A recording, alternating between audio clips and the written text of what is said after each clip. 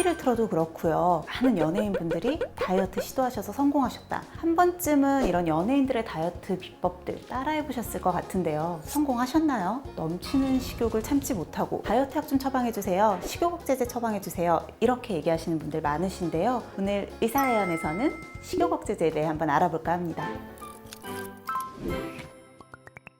여러분, 식욕을 어디서 느낀다고 생각하세요? 소화기관의 문제니까 위에서 느끼는 게 아닐까? 라고 생각하시는 분들 많으시죠?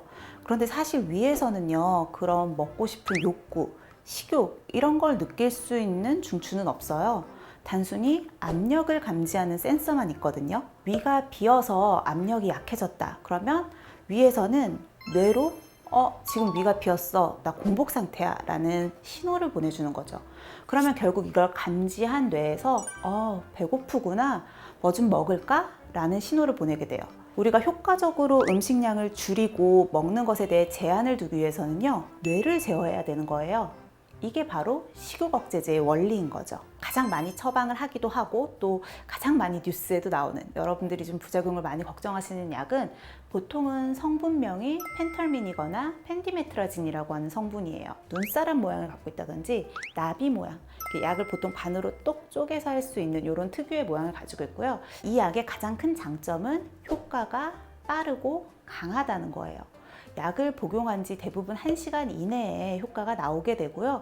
꽤나 강력한 식욕 억제 효과가 있기 때문에 사람마다 좀 다를 수는 있겠지만 가장 큰 체중 감량 효과를 보이는 약물로 알려져 있어요. 하지만 그에 못지않게 또 부작용도 많은 편이거든요. 앞서서 설명드린 것 같이 식욕을 관장하고 있는 중추는 뇌에 있어요. 그래서 이 펜디메트라진이나 펜털민 같은 성분은 뇌에 작용을 하는 성분이다 라고 보시면 돼요. 그러니까 우리의 중추신경계에 작용을 하는 약물이다 보니까 향정신성 의약품이 되겠죠. 그래서 굉장히 많은 주의가 필요하거든요. 1차원적으로는 카페인과 좀 비슷하다고 생각을 하시면 돼요. 약을 먹었을 때, 특히 약을 먹은 초반에 막 가슴이 두근두근, 심계양증 같은 것들이 일어날 수 있고요. 조금 심하신 분들은 손이 떨리기도 하고 잠이 잘 안 오는 불면증, 불안, 초조, 우울감 같은 것들도 느낄 수 있어요. 정신과적인 질환이 있다거나 관련된 약물을 복용하시는 분들은 이 약을 원칙적으로 처방을 하지 않습니다. 우리나라에서는 아직까지 단기간 처방으로만 허가가 나는 약품이에요. 3개월 이내에 처방만 가능하거든요. 사실 이 약들은 효과가 좋기는 하지만 단기간 사용으로만 허가가 났고 또 많은 사람들이 불편감을 느끼는 부작용의 빈도가 좀 높다 보니까 부작용이 적으면서도 길게 쓸 수 있는 약에 대한 니즈가 늘어나게 되겠죠. 그러면서 비만에 대해서도 계속해서 신약들이 나오고 있는데요. 그나마 가장 효과가 좋고 그나마 안정성이 인증받은 약이 바로 싹센더라고 하는 약이에요. 싹센더는 사실 상품명이고요. 성분은 리라글루타이드라고 하는 성분인데요.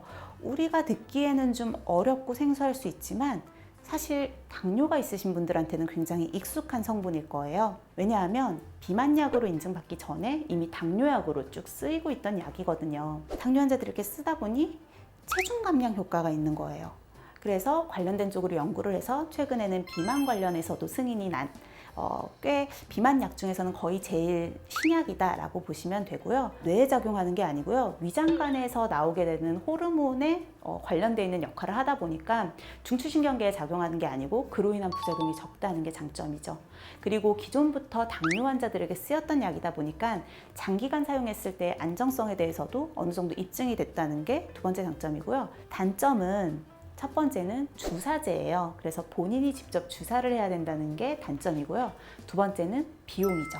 아무래도 신약이고 주사제다 보니까 비용이 좀 고가인 편이고요. 이 약 역시도 만능은 아니에요. 만약에 뭐 갑상선 암의 가족력이나 병력이 있다거나 췌장염 같은 병력이 있다거나 하시는 분들에게는 사용을 할 수가 없는 몇 가지 이런 금기사항들이 있는 약이라는 거예요. 의사연! 식욕제를 먹다가 끊어버리면 식욕이 막 터지니까 이건 최대한 늦게 먹어라 뭐 이런 얘기 많이 하더라고요. 반은 맞고 반은 틀리다고 볼 수 있을 것 같아요. 약물에 의해서 식욕을 일부러 억제를 시켜놓은 상태에서는 약을 끊게 되면 다시 올라오게 돼요. 근데 일반적으로는 원래 가지고 있던 식욕의 정도로만 올라가고요. 폭식증이나 이런 좀 몸에 균형이 맞지 않았던 경우는 일정 기간 약을 복용하면 오히려 밸런스를 찾아가는 경우도 있거든요. 문제는 대부분의 식욕 억제제들은요, 인증을 받고 그 근거가 되는 연구들이 BMI 기준으로 30 이상, 내지는 BMI 27 이상이지만 기저질환이 있어서 위험인자가 있는 경우에 한해서 허가가 난 제품들이에요. 일반 체형이었던 분들이 좀 무리해서 욕심을 내시고 내지는 허가받은 기간보다 더 길게 드셨다. 그러면 사실 그 다음에는 어떤 이상 반응이 나온다고 해도 이상하지 않은 거죠. 혹시 선생님 드셔보셨어요? 식이요법제? 네, 저는 인턴 끝나고 나서 인턴 때 살이 너무 많이 쪄가지고 저도 그 당시에 병원을 방문을 했었거든요. 그땐 제가 가정의학과 의사가 아니었으니까. 효과는 엄청나긴 했고요. 배도 안 고픈 김에 다이어트를 해보자 해서 거의 한 하루에 400kcal에서 한 500kcal 정도만 먹었던 것 같아요. 그때 저혈압이 와가지고 혈압을 쟀는데 80에 50?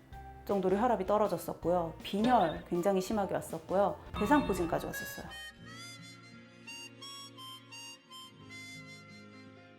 식욕억제제의 효과도 느꼈고 부작용까지 딱 느껴서 그래서 저는 그 경험을 토대로 환자분들한테 더 잘 설명을 해드리는 것 같기는 해요. 근데 식욕억제제 먹어도 배고픈 경우도 있어요. 네. 너무 장기간 복용을 하신 분들은 전에보다 계속 용량을 늘리는 경우들이 있어요. 근데 식욕억제제는 어쨌건 중추신경에 작용을 하다 보니까 한도 끝도 없이 용량을 늘릴 수가 없거든요. 본인 체중이나 체질에 맞지 않는 용량을 썼을 때에도, 그러니까 용량이 좀 부족했을 때에도 약을 먹어도 식욕억제 효과를 못 본다라고 하시는 분들도 계시죠. 그리고 이제 싹센다 같은 경우에는 사실은 처음부터 고용량으로 시작하는 게 아니고 저용량부터 시작해서 일주일 정도 간격으로 용량을 서서히 증량을 하게 되는데 이 과정에 있어서 나는 그냥 효과가 없네 하고 중단을 하시는 분들도 계시긴 하죠. 식욕억제제는 병원에서 처방을 받아야 되잖아요. 네. 그래서 그냥 시중에 파는 뭐 칼로리 커팅제나 이런 거를 먹기도 하는데 맞아요. 이 두 가지 차이점은 있나요? 일단 식욕억제제는 전문 의약품이에요. 그래서 얘기하신 대로 반드시 의사의 처방전이 있어야만 살 수 있고요. 대신에 효과를 인증을 받았다는 거죠. 그런데 칼로리 커팅제나 여러 가지 보조제들은 전문 의약품이 아니에요. 그러니까 아무래도 효과면에 있어서 전문 의약품만큼의 효과를 발휘할 수가 없겠죠. 대부분 병원에서 처방하는 약들은 말씀드린 대로 식욕을 억제하는 게 원리예요. 배고픔을 느끼지 않아서 스스로 먹는 양을 조절해야 되는 게 원리라고 하면 보조제 같은 경우는 식욕은 거의 건드리지는 못하는 것 같고요. 대부분은 우리가 음식을 먹었을 때 흡수를 좀 더디게 한다거나 지방으로 합성이 되는 길을 차단을 한다거나 하는 게 원리인데 식이 조절이나 운동 같은 것들을 같이 하시는 분들이 병행을 했을 때 조금 더 시너지 효과를 낼 수 있는 정도? 좀 하나 걱정되는 건 보조제이기 때문에 식욕억제제만큼 위험하지 않을 것이다, 부작용이 없을 것이다 라고 생각하시는 분들이 많으신데 과량 복용한다거나 특이 체질이신 분들이나 알러지 체질이 있으신 분들 내지는 내가 간이나 신장이 안 좋으신 분들은 보조제 가지고도 충분히 몸이 상할 수 있습니다. 그래서 반드시 주의사항을 읽으시고 권장량을 다 지켜서 드셔야 해요. 의사연! 우리가 아무래도 좀 효과적으로 먹는 것 시기를 좀 조절을 할 수 있다 보니까 다이어트를 조금 쉽게 할 수 있는 건 맞아요. 하지만 우리가 평생 식욕 억제제를 먹을 수는 없거든요. 약에 너무 의존하지 마시고요. 스스로에게 잘 맞는 생활 습관을 잘 정립을 하셔서 건강한 다이어트 성공하시기 바랍니다. 구독과 좋아요, 알림 설정까지 꼭 눌러주세요.